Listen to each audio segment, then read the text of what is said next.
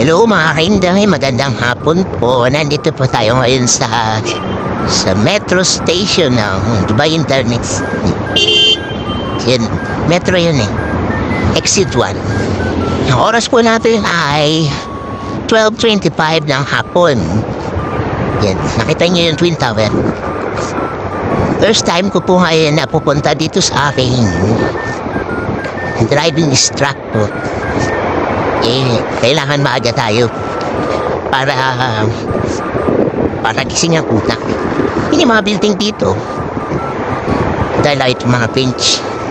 Ito naman abangan ang gusto, papunta po saan gusto magpunta. Yung malapit sa metro, malapit doon sa amin, kaya yan, nakita yan.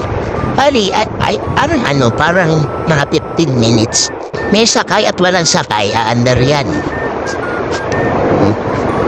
Tingnan natin kung ano ang kalalabasan ng ating pag-aaral ngayon, mga kainday.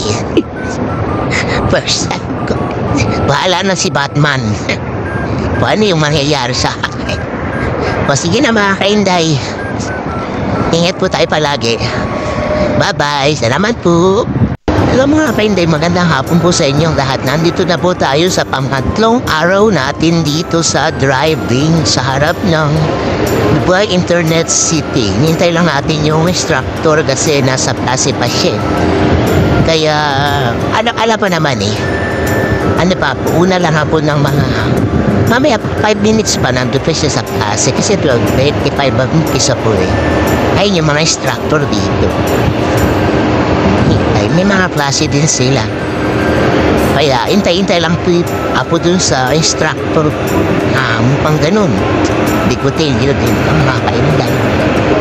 Kahapon ang pinag-aralan namin is left turn, U-turn, yung mga ganun.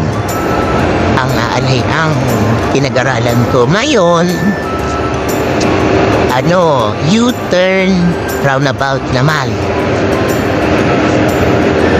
Left turn, right turn pala ako kahapon. Ngayon, U-turn, roundabout naman.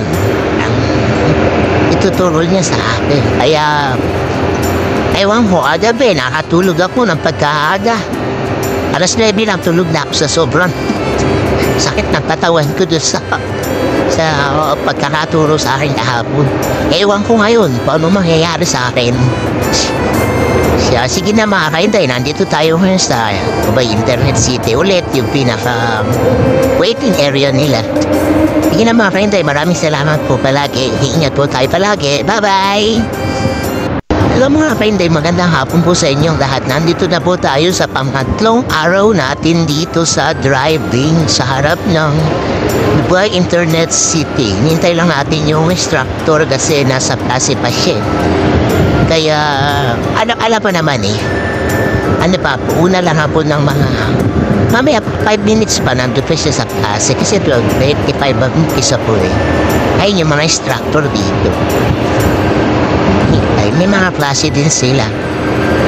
Kaya intay-intay lang po dun sa instructor pang ganun.